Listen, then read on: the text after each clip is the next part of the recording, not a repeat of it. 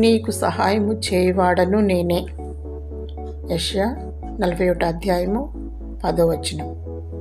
నేను నిన్ను ఉపేక్షింపక ఏర్పరచుకుంటున్ననియు నేను నీకు చెప్పియున్నాను.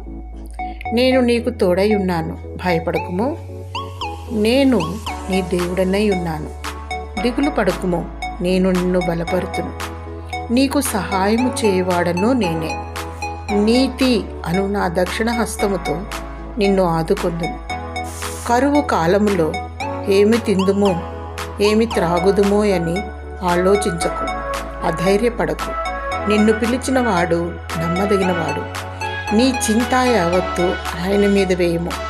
మనుష్యుడు రొట్టె వలననే జీవించడు, కానీ దేవుని నోట నుండి వచ్చి ప్రతి మాట వలన జీవించు. ఆయన నీతిని రాజ్యమును మొదట వెతుకుము, అప్పుడు అవన్నీ నీకు అనుగ్రహింపబడును. జీవాహారము ప్రభువైన యేసుక్రీస్తే. ఆత్మీయమైన ఆహారము కొరకు ఆరాటపడుము. పరలోక రాజ్యము కొరకు ప్రయాస కలిగి ఉండుము.